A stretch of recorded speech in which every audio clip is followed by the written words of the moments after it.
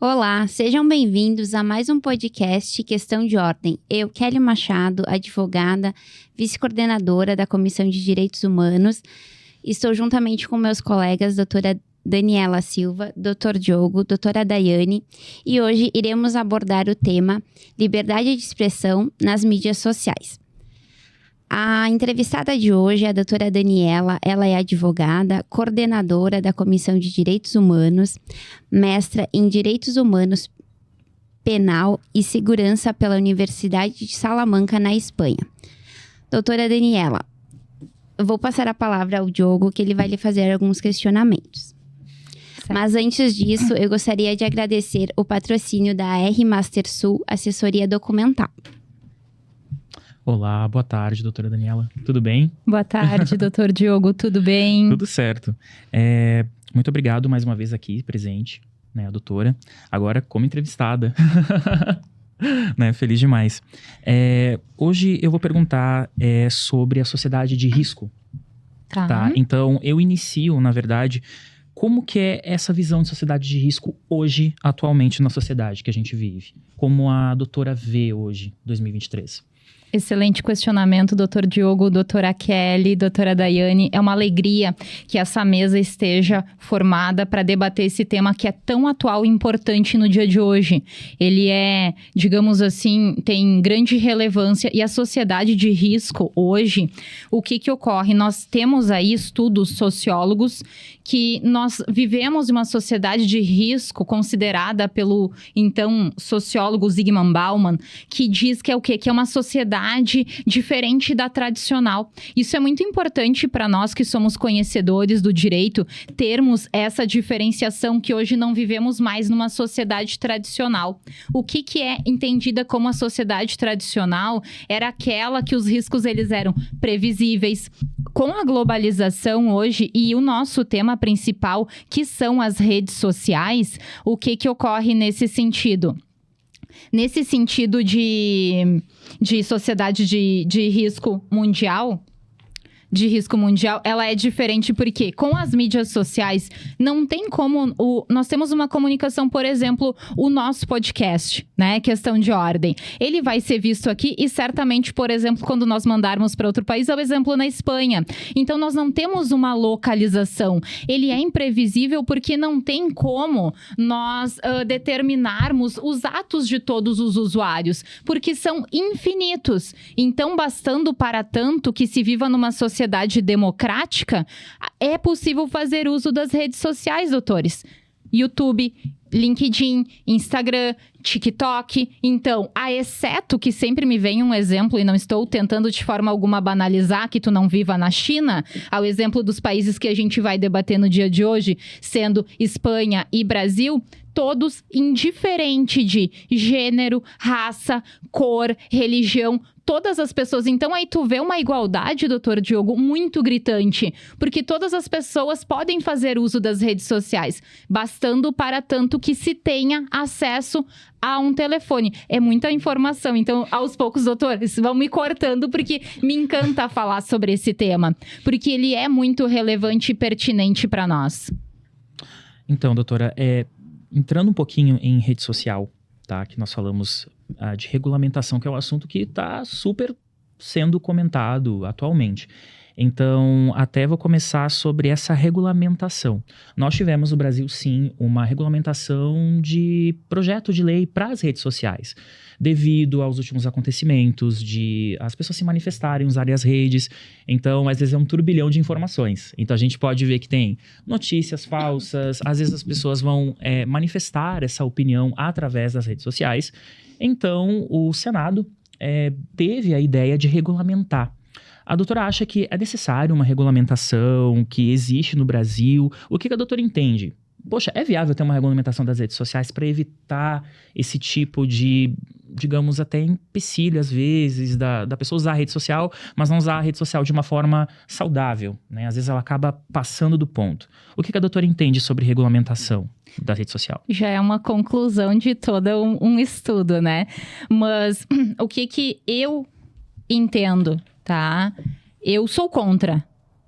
Isso não quer dizer que eu seja favorável a inúmeros e casos que são altamente rechaçados em nível internacional de manifestação, porque tu tem uma plataforma, mas não é para te disseminar o ódio, não é para te agir com manifestação de preconceito, de intolerância, seja ela qual for.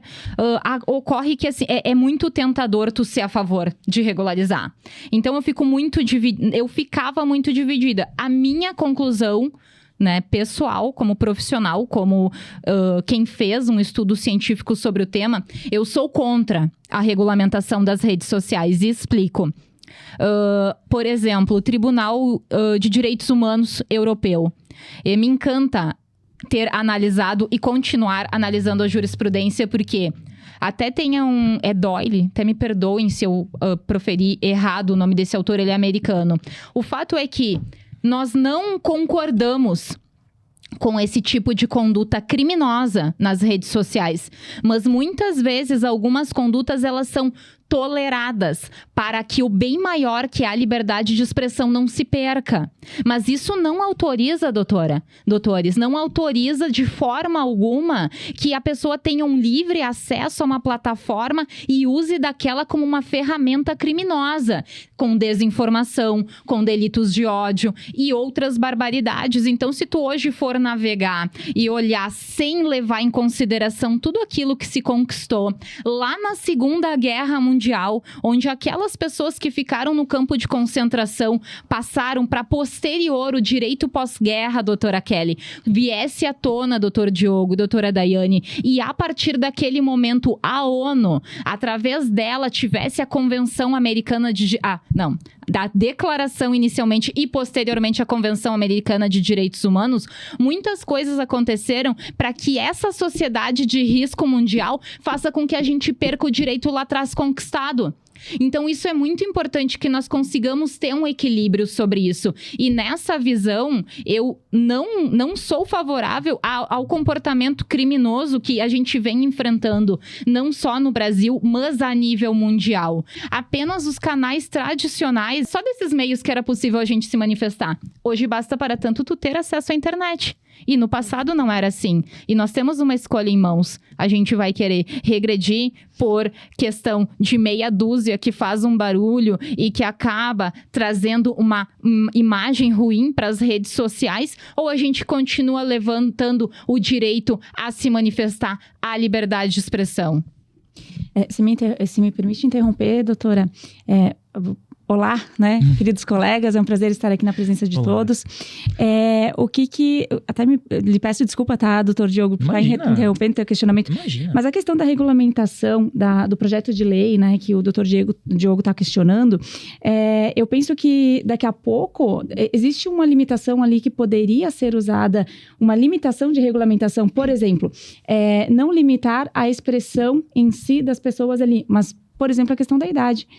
Hoje tem crianças, muitas crianças, inclusive com aprovação irregular dos pais, para que estejam usando as redes sociais de forma indevida. E ali estão se expondo a riscos. Então, a regulamentação nesse viés, a doutora acredita que seria interessante, ou mesmo ainda assim, mesmo com limitações ali, que não cheguem à parte da liberdade de expressão, mas sim com regulamentação de autorização. Questão de idade, questão de abuso de imagens, talvez ali, que entendo que entra já um pouco na questão da expressão. Eu quero usar uma roupa assim ou assada, mas daí uma criança, por exemplo, ou mesmo os perfis fakes, né? Quanto a isso, a doutora acredita que ali seria um limite para a regulamentação, ou ainda assim não deveria existir? Já existe. Para te entrar no Facebook, tu tem que ter 18 anos. Exatamente. Teoricamente. Pois é, mas aí o Estado não tem como controlar o que acontece dentro da casa dos pais. Porque se um pai... Isso é muito importante. Muito, muito, muito pertinente o seu questionamento, doutora. Mas se os pais que estão... Porque a criança, ela não comprou um telefone celular através do seu próprio sustento, né? Do seu próprio trabalho. Foi um pai que disponibilizou um computador. E aí, cabe aos pais fiscalizar o que os filhos estão acessando. A plataforma Facebook, ela já exige que, no mínimo, tu tenha 18 anos. Até comentávamos sobre isso. Se então já tem um pai que é negligente e autoriza que o seu filho de 12 anos tenha uma... Isso é bem pesado, mas tem que ser dito. O seu filho vai ter uma rede social e tu já entrou lá dizendo que tu tem 18 anos, tu já tá compactuando que o teu filho acesse uma rede social mentindo. Então, porque as mídias, isso é muito importante, elas não estão interessadas nas redes sociais com verdade. Porque a verdade não dá like, a verdade não dá mídia, e não sou eu que estou dizendo. São sociólogos. Por exemplo, Zygmunt Bauman, também é outro sociólogo que me encanta muito. Ele tem um posicionamento que a nossa sociedade atual, doutores, eles não visualizam com bons olhos. Justamente por conta o que ele diz e me encanta, volto a dizer, substituição da ética pela estética. Os sociólogos, e não somos nós advogados, eles veem que a nossa sociedade de hoje, e não estou rotulando e fechando valores, mas que ela está ausente de valores. Até falávamos, é muito mais interessante para um pai quando a criança... Até peço desculpas, né? Podem dizer, bom, você não tem filho, não sabe como funciona, isso é verdade. Mas falávamos... Para uma criança ficar em silêncio, muitas vezes, pega aqui o celular. E qual muito mais fácil, né? Alcançar o celular, É muito mais o fácil. tablet. Mas e cadê a fiscalização? Nem tudo o Estado pode nos proteger.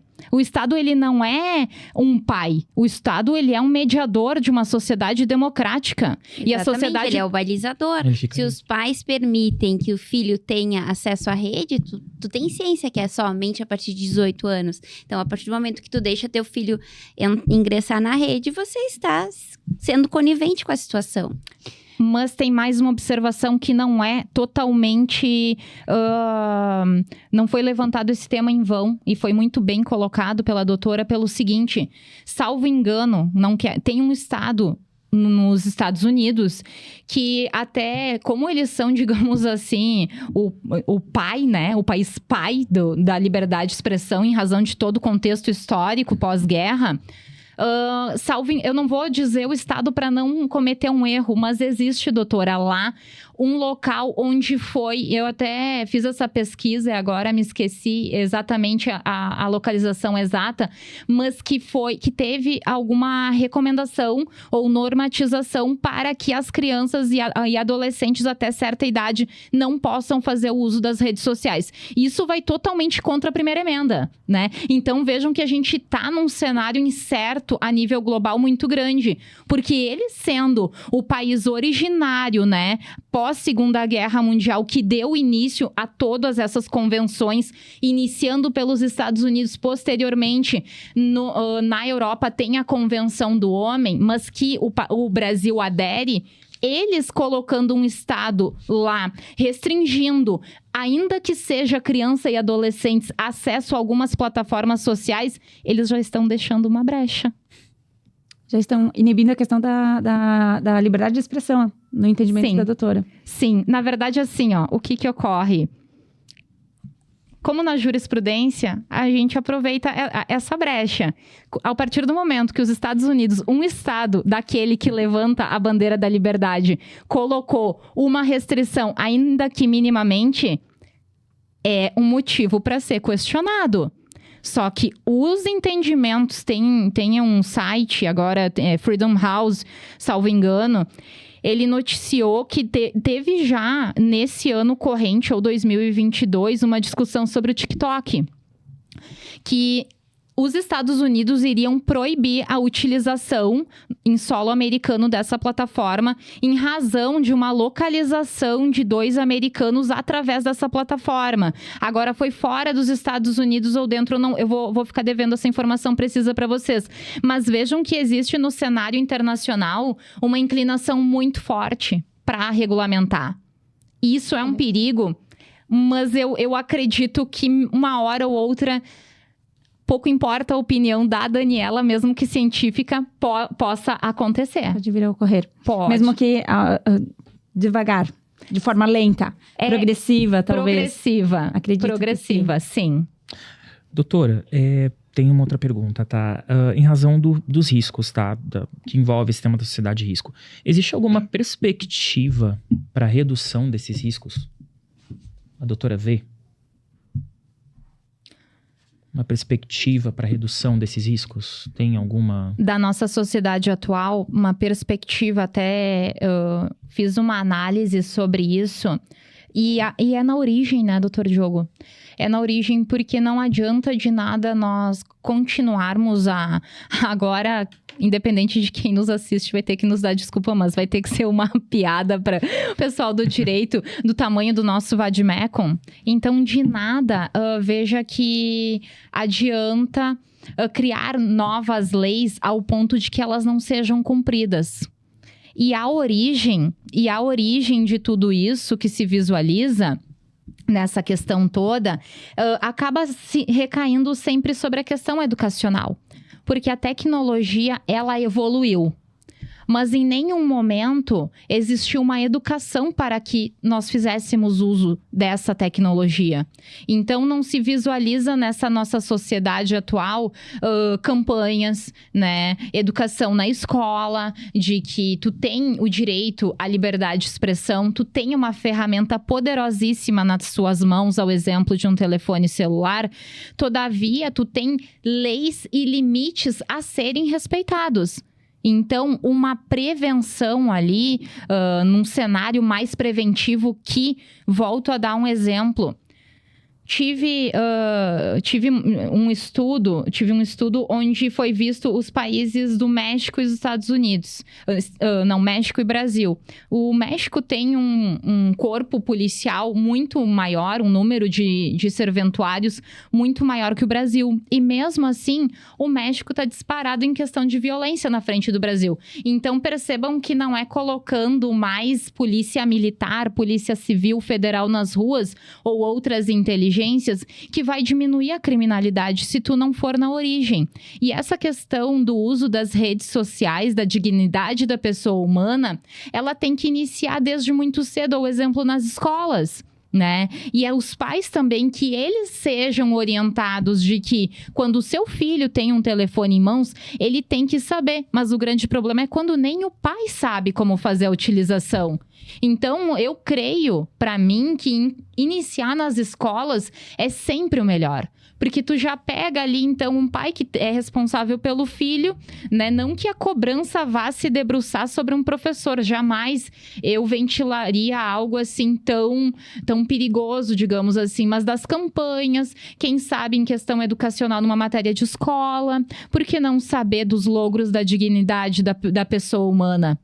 E a partir dali saber como fazer a utilização da rede social. Porque hoje as pessoas não sabem como fazer uso. Exatamente, fazer um compilado entre escola e pais, para que desde casa a escola tenha esse acesso e essa educação, porque a rede social não acaba sendo um local onde não se tem educação e respeito. Se deve a mesma educação e respeito que se tem em casa, em sociedade, na rede social você também tem que ter essa educação, né? A gente tem que ter essa noção básica, que na rede também.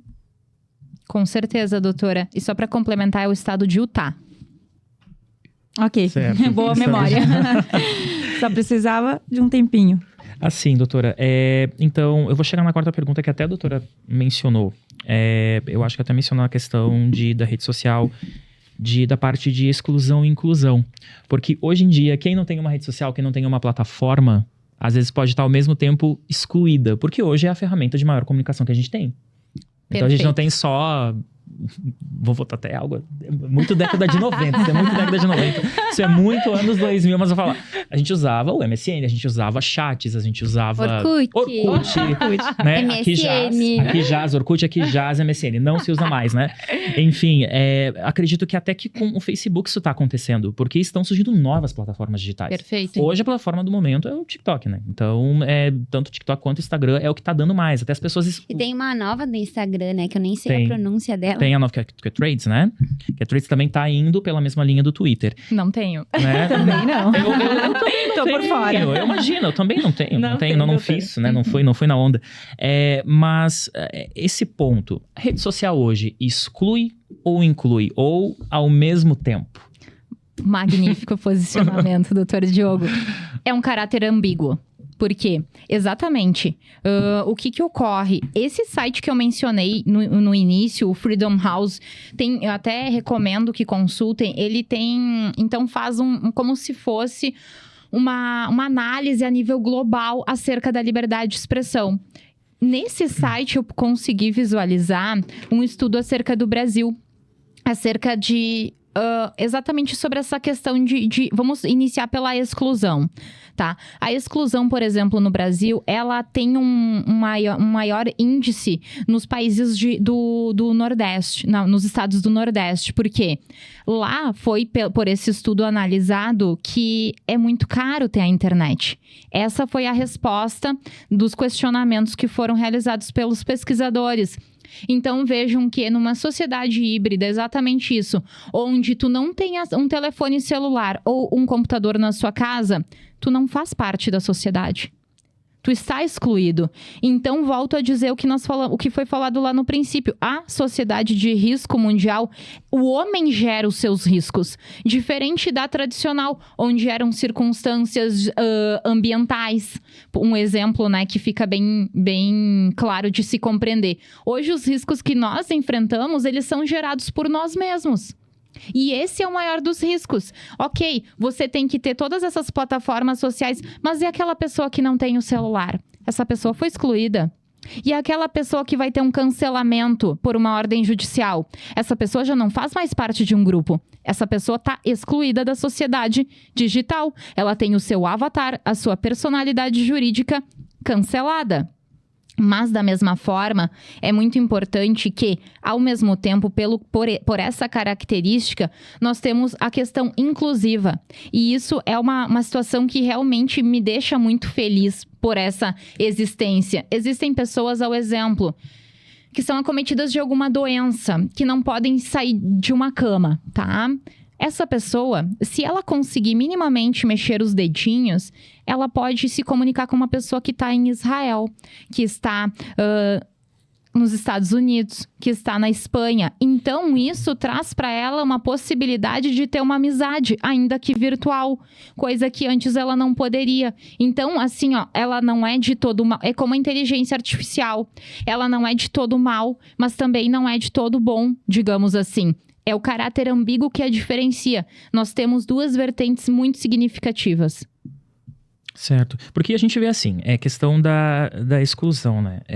Se você não tem acesso, o que também se tornou, como a doutora falou, uma questão de poder aquisitivo.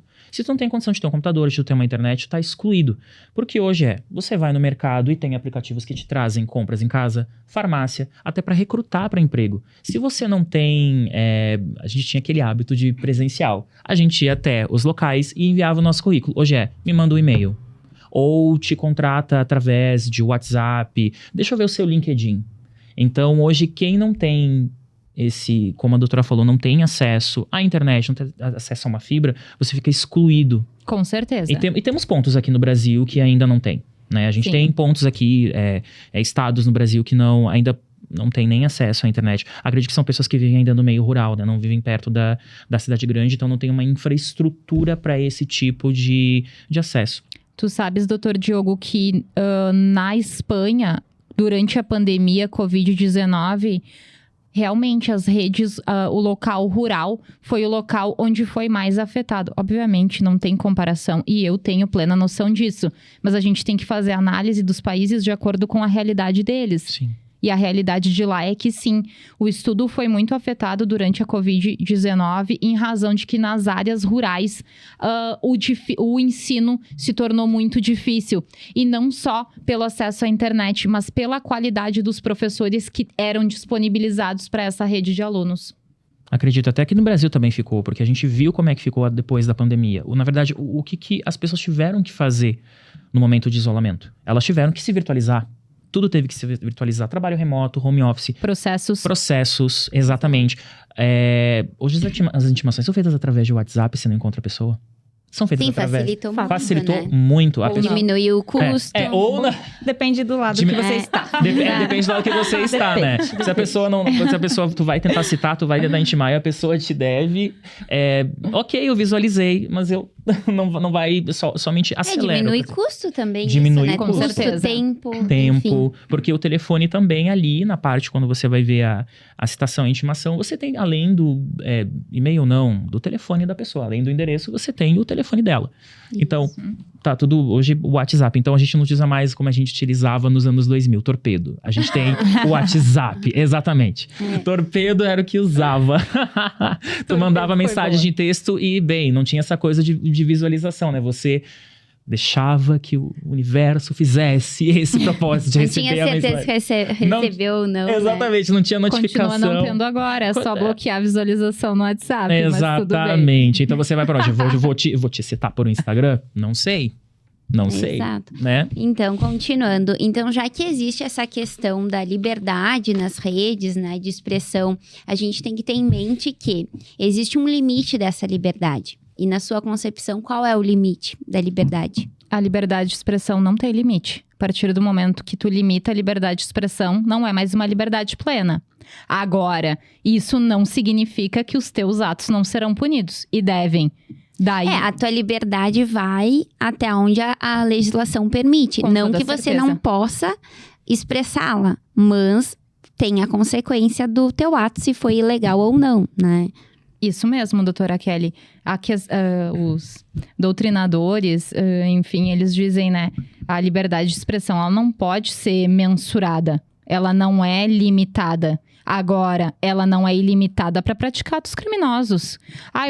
Eu tô usufruindo da minha liberdade de expressão negativa. Tu usufruiu da tua liberdade de expressão, tu tem esse direito constitucional, tu tem esse direito internacional. Todavia, as consequências, tu não vai se eximir. E daí é o comportamento individual de cada um. Eu sou totalmente a favor das punições de cancelamento, sim. Porque se tu teve uma conduta que ela é proibida por lei, a consequência ainda mais é certa. hoje em dia, né? Que a rede social, ela acaba sendo um local onde todos expõem sua opinião, sabendo ou não sobre o assunto. E nisso gera a questão do cancelamento nas redes. O que a senhora vê nessa questão do cancelamento das redes? Eu vejo como sendo algo muito grave de início, tá? Porque a partir do momento que tu tem uma rede cancelada, e, inclusive, existem determinações, muitas vezes, que tu jamais possa recuperar tua personalidade virtual. Isso acaba te excluindo do grupo da sociedade híbrida. E isso acaba se tornando muito grave. Vou dar um exemplo para vocês muito interessante de um julgamento do Tribunal Europeu, que eu achei fantástico e ele é leve. Então, é algo que tem que ser dito. Teve um caso, a advogada criminal vai sempre se inclinar, né? Teve um caso que eu fiz um estudo sobre uma pessoa, um reeducando que estava cumprindo uma pena num certo país europeu, por óbvio, né? E daí, nesse caso, ele pegou e foi podado pelos agentes penitenciários daquela determinada localização. Que ele não poderia fazer uso de determinado site. Só que, peraí, nessa penitenciária, ok, volto a dizer, é um mundo diferenciado, é um país diferenciado e lá, nesse estado específico, tem permissão para os reeducandos fazerem uso de um computador. Assim como na penitenciária de Tapas tem piscina. E tá tudo bem, porque é como eles vivem lá. E é como eles veem que a reincidência, ela não aumenta em razão do fornecimento de determinadas circunstâncias. Então, o que aconteceu nesse caso? O preso queria acesso a um portal e tinha o processo que ele respondia lá. E a penitenciária disse, não, você não vai acessar.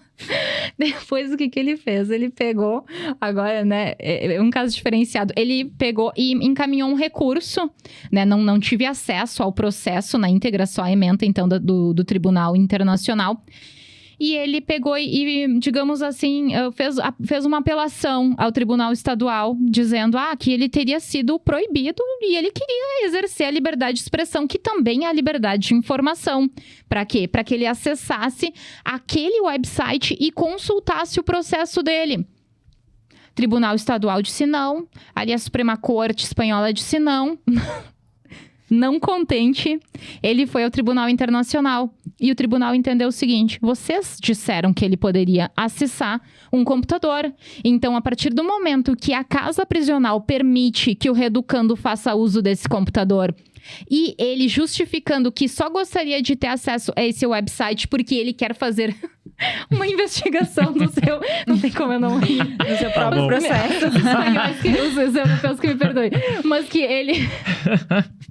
que ele precisaria... O tribunal disse, mas vocês permitiram acesso ao computador e vocês estão dizendo que ele não pode ter acesso ao processo dele, vocês estão cerceando a informação. Foi provida a ação para ele. Sim. Demonstrando, portanto, a conduta harmoniosa. Não são todos os casos. Sim, ele justificou a razão que ele queria ter o acesso. Razão. Não é uma liberdade de expressão ilimitada. É isso, não me entendam mal. Eu não sou a favor... eu estou praticando um crime de racismo, estou praticando um crime de homofobia. Isso, é agora que a gente entra na questão ali dos delitos de ódio, né? Que tem se cometido muito nas redes.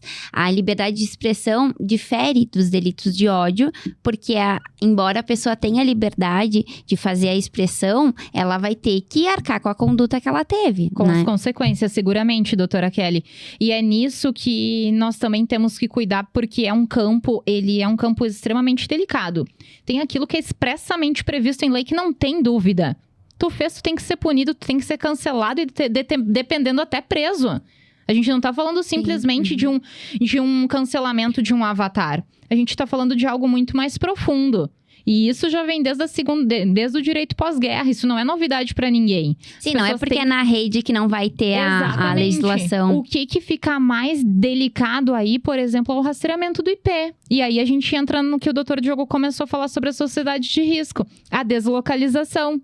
Né? Pode fazer um espelhamento, a pessoa pode estar do outro lado do mundo e o IP... A dificuldade é de identificar. Com toda certeza. A origem que a doutora falou, né? Isso. Como é que a gente vai identificar o problema na origem? Por exemplo, a pessoa chega lá, fala o que ela acha que ela fala o que ela bem entende, acha que não vai ser punida. Não, mas é minha liberdade de expressão. Mas não é. Liberdade de expressão não é. Porque, de fato, se a gente for analisar, nós vivemos numa sociedade híbrida. Então, hoje, a pessoa ela tem a liberdade de se expressar. Eu posso estar aqui falando o que eu quiser para o doutor Diogo, para a doutora Kelly, para a doutora Daniela.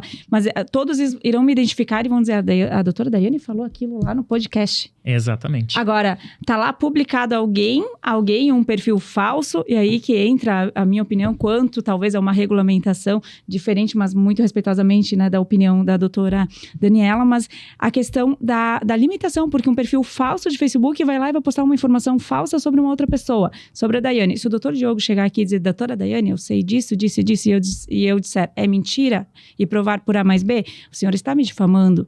Agora, como é que eu vou identificar um perfil falso lá do outro lado do mundo que está me difamando? E como é que vamos punir essa pessoa que está cometendo esse crime? Aí entra a questão de uma normatização para as companhias. Não para a pessoa, não para o usuário, mas para, por exemplo, uma companhia do Facebook, né, Meta. Uhum. Aí é diferente, eu entendo ao menos. Agora, tu tem um comitê, que até conversávamos sobre isso, que vai monitorar. É uma situação muito importante que na Espanha existe um acompanhamento de conduta, de registro de condutas não criminosas. Então, eu até não fiz o estudo acerca de como é composto esse grupo que fiscaliza. Mas eles fiscalizam, por exemplo, doutora Kelly, você teve um comportamento, mas não é harmonioso. Ok, mas se não é criminoso e não é harmonioso, por que eu vou ter um registro? Então, isso é um cenário muito perigoso. É inseguro? Totalmente, porque ele acaba robotizando um comportamento de uma sociedade que acaba sendo freada em criação, em movimentação artística, filosófica, sempre não criminosa. Mas, sim, o que ocorre? As companhias... grandes companhias aí das redes sociais, elas têm interesse, todos sabem, em lucro, em valores. Elas não têm interesse com a verdade. Então, agora, é o livre-arbítrio tu fazer ou não uso de uma rede social, sabendo que lá aquela rede não tem compromisso com a verdade. Mas se tu acessou a rede e tu está compartilhando e tu está falando, você está compactuando, está ciente. É diferente de um jornalismo sério, onde existe o comportamento da verdade. E aí tá uma diferenciação. O jornalista, ele tem esse compromisso. Agora, as redes sociais, elas não têm. As redes sociais, elas têm interesse em vender, disseminar. É da mesma forma do algoritmo. Se nós pesquisarmos algo, um produto qualquer, depois o algoritmo ele te manda, quando tu vai pesquisar, entra na rede, ingressa isso, a tua busca, né? Ela aparece isso, a propaganda. Essas propagandas. Exatamente, porque o que ocorre? Hoje nós temos o meu ambiente virtual do Instagram, é o diferente do Dr. Diogo, da doutora Kelly, da doutora Daiane.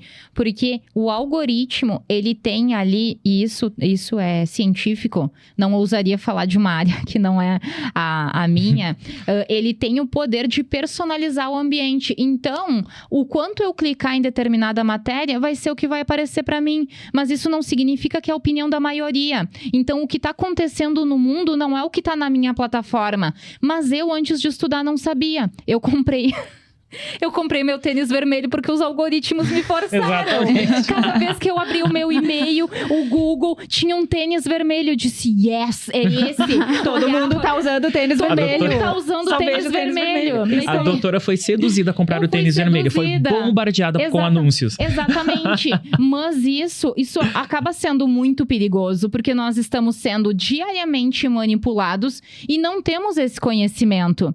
E não é um conhecimento popular. Nós não fomos avisados sobre isso. Mas nós estamos tendo telefones, estamos com internet. Então, como que se pune uma sociedade cortando ela um direito à liberdade de expressão quando ela não foi ensinada a usar a plataforma? Exatamente. Quando ela não foi cientificada do que lá atrás foi passado para conseguir o direito de hoje a gente tá aqui debatendo sobre isso. É da mesma forma da inteligência artificial. Tem muita gente já que tá pendendo a questão de ser contra, né? Porque, igual o cinema, tem alguns atores, inclusive, que já estão querendo fazer greve por conta da inteligência artificial. Porque isso a tendência é que o mercado vá se extinguindo algumas coisas em razão da inteligência artificial. Só Sim. que a gente não tem como frear a evolução. Exatamente. Nós temos que escolher. Mas se é para frear, então vamos voltar lá na época do fogo. Vamos voltar lá para as cavernas. Os estudiosos dizem, tem que existir sim e agora não posso entrar em colidência com a minha opinião, mas acerca da programação da inteligência artificial, tem que existir uma normatização. Sim. E seguindo os princípios, que ela jamais vai poder se sobrepor ao homem. Exato. E é um cenário muito perigoso. Aí, abro aspas para mencionar o próprio Elon Musk, que eu admiro bastante ele como empreendedor. Ele fala no próprio livro dele sobre o perigo de um exército de robôs que já existe. Como cair na mão de algumas pessoas, mas não é pra assustar. É algo que é o que a gente tá vivendo e é inevitável. É um futuro próximo. Eu não gosto da inteligência artificial, beleza, mas a rede social que tu usa tem. Sim, tem. Então, chega a ser uma hipocrisia, porque na verdade lá ela acaba fazendo ali a personalização do ambiente. Eu não gosto. No teu celular tem, né, o reconhecimento biométrico, a tua digital. Então, é um assunto que ele tem que ser melhor explicado, até mesmo para nós. Né? A gente Sim. tem um conhecimento, eu tenho um conhecimento superficial, porque não é a minha área, mas é o suficiente para saber que a gente já convive com isso e que o ir contra não muda nada. Existe sim uma questão que a gente tem que ser cientistas para pensar e também se movimentar, quem sabe com produção de artigos e estudos para contribuir de um melhor uso dessa tecnologia. Sim. Isso aí. Até vejo também sobre a inteligência artificial que ela tem os seus prós e tem os seus contras, mas é necessário sim. Eu penso que sim, é necessário ter uma normatização. Porque a gente vê casos principalmente quando tu usa a inteligência artificial para modificar imagem, modificar voz. Por exemplo, eu pego um vídeo, sei lá, usa o meu vídeo, vou lá fazer a propaganda na minha rede social. E digamos que eu tenho um comércio e eles modificam com a inteligência artificial. Eu disse uma coisa e modificam para uma outra. E aí se espalha e se bombardeia nas redes sociais. E não foi o que eu disse. Manipulam nesse caso, mas de maneira criminosa. Aí a gente tem que ver se realmente é um programa ou é uma inteligência artificial, porque tem uma diferença. Porque tem uma diferença. E é necessário normatizar quem fez através desse algoritmo. Identificar a empresa, porque é um trabalho realmente que fica muito profissional. Existe sim tecnologias avançadas de inteligência artificial que modifica voz e imagem e parece 100% real e parece que realmente foi a pessoa que diz aquilo. Então, até você passar por um perito, entre aspas, que trabalha com inteligência artificial, então acredito que tem que ter uma normatização para que a origem seja punida. Porque aí já manchou a imagem da pessoa, né? A reputação dela, dependendo do que foi falado. Sim. E no Brasil isso é muito comum, né? No Brasil é o que mais acontece, é o famoso telefone sem fio. Né? Alguém falou A, já chega até o Z, né? Em questão de segundos, de minutos. E aí eu até te pergunto, doutora Daniela, com relação aos teus estudos na Europa, mais em especial na Espanha, né? Lá existe alguma normatização diferente nesse sentido? Como é que é a questão da liberdade de expressão lá? Por quê? Porque gostamos de nos comparar para ver onde podemos nos espelhar. Porque se lá é diferente, se lá tem algo de melhor que podemos trazer para cá, por que não, né? Então, eu não sei, na tua visão, no teu ponto de vista, nos teus estudos, como é que é essa questão da liberdade de expressão na Espanha, onde tu fizeste os teus estudos mais aprofundados? Eu amo a Espanha. Mas eu fico do lado do Brasil. Isso sabemos. Mas nesse momento, eu creio que a gente ainda está aqui lutando por um direito maior. Tá? O que ocorre? Lá, eles têm muitas normativas acerca da inteligência artificial que o Dr. Diogo comentou, tá? Agora, algo que eu concluí é que eu não sou favorável àquela fiscalização de ato não criminoso. Na Espanha que ocorre, mais precisamente. Na Espanha. No caso, o ato não criminoso, ele foi desarmônico com a opinião de quem? De um comitê que vai fazer a análise. Aí é que tá. Daí tu tem um comitê, é muito difícil, porque são mentes que muitas vezes podem não compactuar. Mas eu não falo aqui nem de valores, mas é muito difícil, por exemplo, eu dizer pro Diogo, eu acho que esse teu comportamento não é harmônico. Ele vai me dizer, bom, mas eu acho que o teu aqui não é. Então, é muito ser imparcial, porque a tua conduta, o teu princípio é um, o meu é outro, e assim vai. Agora, o que ocorre? Essa questão de normatização no Brasil, ela não foi criada agora. Eu tenho que dizer isso, porque os estudos mostraram isso. Isso é uma orientação internacional. Então, o fato de querer agora não é porque deu uma tragédia ali e outra aqui. Isso é uma orientação internacional. O Brasil não tirou agora os governantes da cabeça. E aqui, não estou me manifestando por ninguém a favor ou contra. Isso vem diretamente desses encontros que estão existindo em órgãos internacionais, que eles entendem que hoje a gente tem uma terra de ninguém, por exemplo, o meio ambiente. É a mesma coisa. Um delito no meio do Oceano Atlântico, tá? Como é que fica a responsabilização? Tem uma legislação universal? Não existe isso. É um cenário muito difícil de se lidar e que também, não sendo a minha área, não vou ousar explorar. Mas essa questão de regulamentação não foi uma ideia criada do brasileiro. Essa questão de regulamentação é orientação internacional, por isso que, muito embora eu me manifeste contra, existirá um momento que vai acontecer. Independente de governo, independente de ano. Sim. Porque é uma orientação aos países, né? Inclusive signatários aí da Convenção Americana dos Direitos Humanos, internacional. Quando a doutora fala, em algum momento vai acontecer para nós, no Brasil. Porque em outros países já está acontecendo. Eu vou ter que me limitar à Espanha, que foi o único país que eu fiz o estudo, sim. Lá já chegou.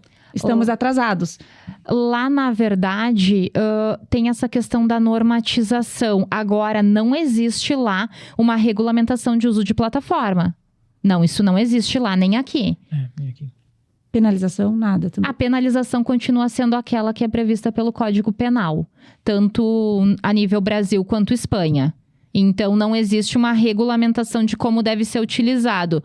O que eu vejo se inclinando é uma regulamentação não para nós, usuários, mas para as companhias que então ali muitas vezes tardam em responder um ofício.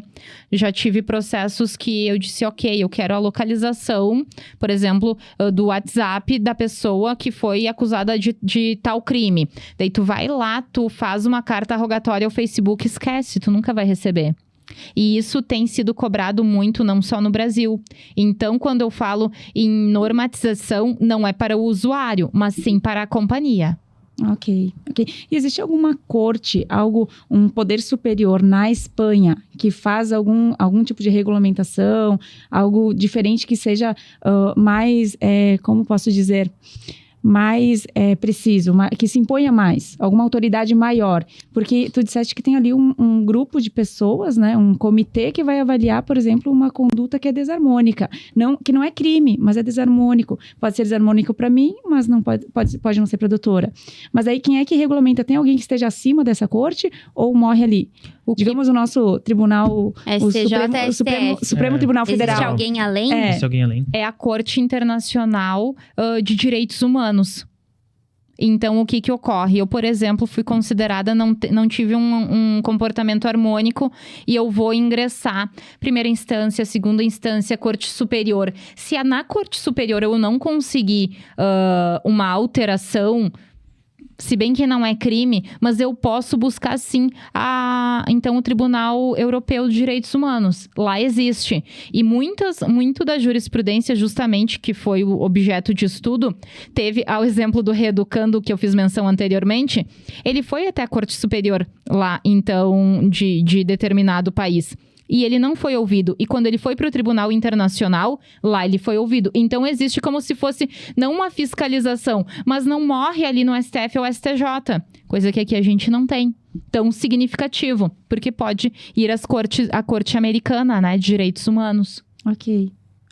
E até penso se daqui a pouco a criação de uma vara específica de tecnologias, de redes sociais, de algoritmos que aglobasse toda essa questão das tecnologias em si, né? Uma vara específica, temos vara de família, temos vara criminal.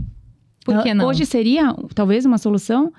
Penso eu que daqui a pouco sim, a doutora acredita que sim, que isso seria uma solução, seria uma forma de daqui a pouco não regulamentar, acabar com a liberdade de expressão, mas simplesmente legalizar ou policiar algo nesse sentido? Vai depender da demanda. Se tiver demanda para que já teria, isso, né? Que se fôssemos ver hoje, já teríamos, né? Eu veria com bons olhos, só que aí parte também de que eu creio que seria interessante, porque se a gente tem tanta vara especializada, por que não? Uma vara de direito digital, né? Ou direito virtual. Com Exato, certeza. Direito digital. Até porque todas as famílias, todos os criminosos... A sociedade toda, todos né? utilizam redes sociais, Só então... que aí a gente tem que lembrar que é um crime meio.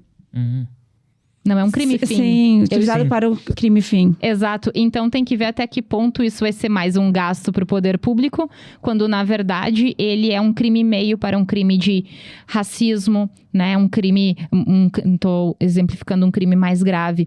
Então, mas tem que ser estudado e eu não descartaria essa possibilidade num futuro muito próximo. Mas a origem continua sendo a questão educacional. Porque criar uma vara nova e uma lei nova não vai inibir aquilo que está crescendo.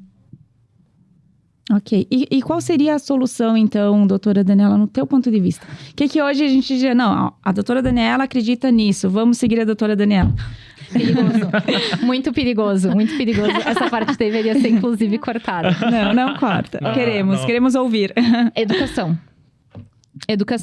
Porque é muito visível no cenário internacional que aqueles que agem com medida preventiva e não repressiva, porque é muito fácil tu pegar uma cadeia, que é a realidade do Brasil, e colocar um monte de gente presa lá, ferindo todos os atos da dignidade da pessoa humana, todo e qualquer direito, porque sim, tu tá preso, privado da liberdade, mas tem os teus direitos humanos e deveria ao menos ter. Não, enchendo uma cadeia, a gente já viu que não resolve. Agora, lá na Espanha tem uma cadeia com piscina, com teatro. Nossa, meu Deus, que horror. Mas é a cultura deles. Daí foi me dito por um estrangeiro de lá. Eu prefiro que ele tenha uma piscina lá dentro e saia melhor do que ele não tenha e saia pior. E eu mesma fiquei escandalizada. Eu digo, misericórdia, imagina isso no Brasil. Daí não tem condições. Mas o que acontece?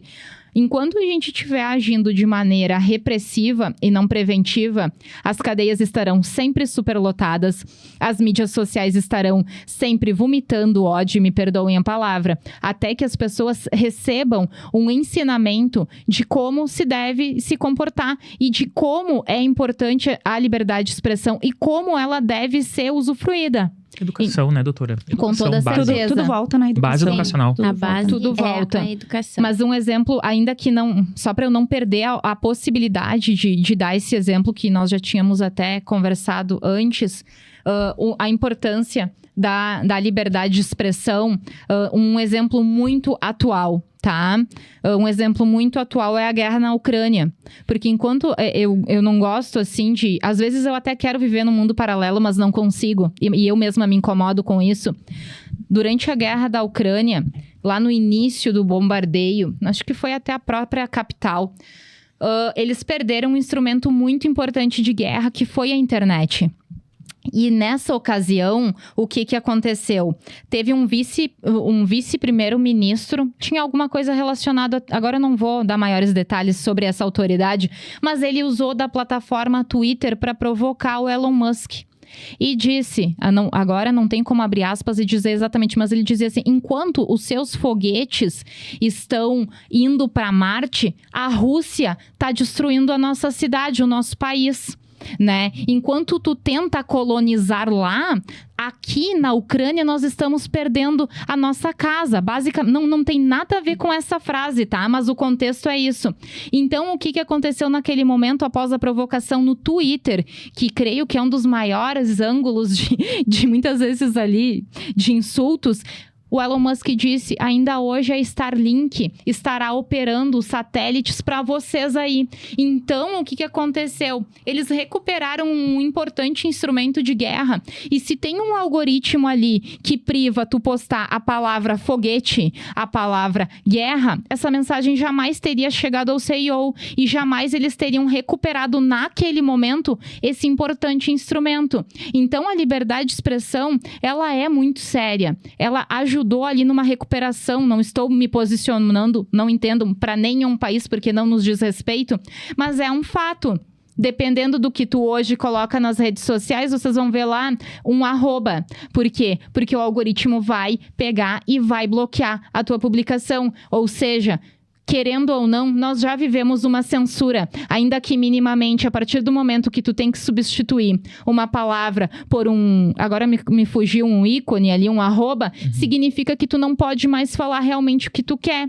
Então, hoje, ainda que minimamente, a gente enfrenta uma censura. E é isso que a gente tem que lutar contra, mas com sabedoria e com muita responsabilidade, porque nós somos totalmente contra a prática de qualquer crime praticado em rede virtual, mas somos totalmente, eu digo por mim, a favor da manutenção do direito que a gente conquistou lá direito pós-guerra, na Segunda Guerra Mundial. Esse exemplo até que o presidente da Ucrânia, né? Deu, não é presidente, é um vice-ministro. Vice-ministro, vice-ministro.